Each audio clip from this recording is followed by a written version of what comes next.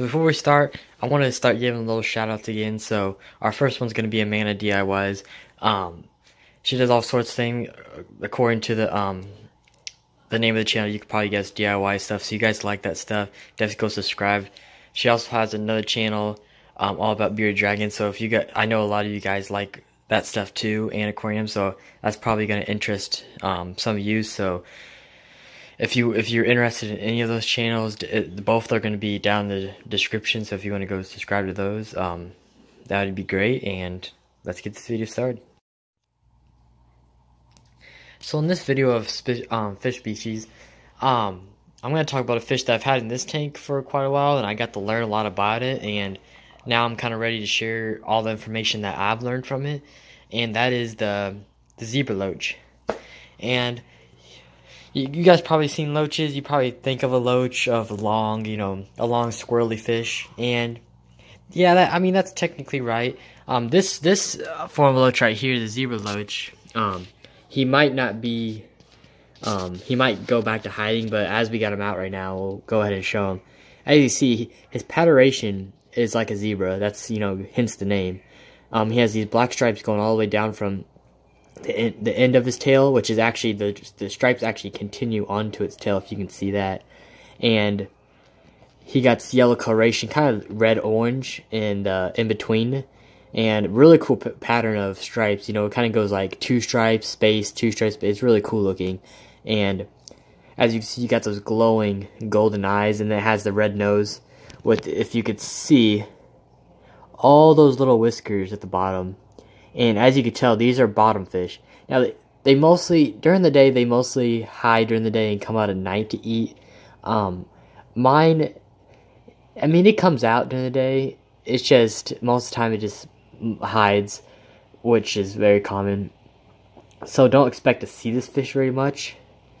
But when it's out, it's not like, most people buy these type of fish for, to clean their aquarium, and in general, fish like these. And for me, it's really, really, I just like having these fish because they look amazing, and they're such a cool, unique bottom feeder to have. And that gets into, these fish, they'll eat algae, and they are bottom eaters, but that's not really what they do. What they'll do is, what they mainly feed on is snails. And as you can see right here, see all these dead snails? When I had my Amazon puffer, I had snails in here, and ever since I don't have it no more, of course the snails aren't getting eaten no more. So what happens is they keep, populating more and more because there's nothing eating them. So what I did was buy a zebra loach, and these things will just eat snails like to no tomorrow. These things will just constantly eat snails. I find snails, like empty shells like this all over the place. Even back here you can see, this thing will eat snails all day long, and it's a pretty great fish to have if you have a snail problem. These things will, especially if you've had more than one. But these fish, care-wise, they're really pretty easy. Obviously you want to establish a tank. You definitely don't want to just throw this into a tank as your first fish. But, I got a plant tank right here, which is probably more likely a better environment for this fish, a better habitat for it to live in. They do a lot of places to hide like this. There's a lot of holes and cracks for them to hide in my escape, even though it doesn't look like it. There's behind rocks and all this, and there's a lot of plants, so there's a lot of places he can kind of sneak in and out of. His favorite spot's right here behind this rock, and that's mostly where he stays all the time, and you can see he's pretty close to it. He stays generally in this area. But, substrate-wise, I know some, like corridors or plectos, sometimes some substrate's rough for them. I wouldn't say try to get some rough gravel, but, at the very least, at least trying to have something like I have, like ADA or maybe even sand is probably the best option. They love shifting through sand, so that's probably a more smarter option for this type of animal. But,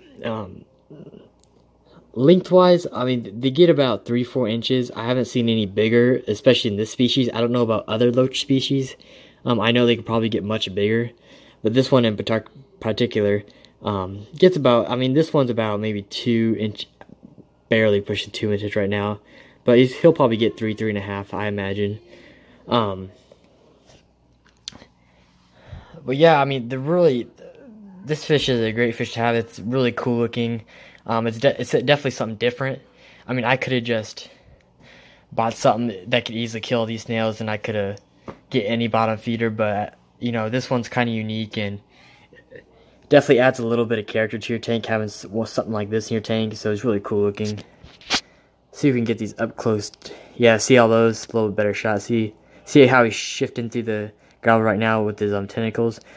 Those are I don't know the scientific word for those, but that's basically what he's doing. He's basically feeling and searching for food, and that's what kind of helps him find food. But yeah, that's a quick care guide to the zebra loach. I mean, there's really nothing special for it, you know. There's nothing really else, I mean, you need to know. I mean, I would definitely say it's a beginner fish. It's as long as you're keeping up with your maintenance and you're not, you know, being lazy about it, and you know, you have a nice setup like I have. It's quite easy fish. You don't really, and for feeding wise, I mean, you can throw in some, you know, they make like Plecto, Corridor, tablets and stuff. You can definitely, some zinc pellets, you could definitely throw those in there to feed him. But if you have snails like mine, I mean, to be honest, I've never even fed my loach since I've had him, and I've had him for a couple months because he eats so much snails. I mean, you could tell he's definitely not starving. I mean, he has a buffet in this tank, and there's always snails for him to eat in this tank. But eventually, you know, I have to start throwing a little bit of food, maybe like every 2 weeks. You know, maybe throwing a tablet.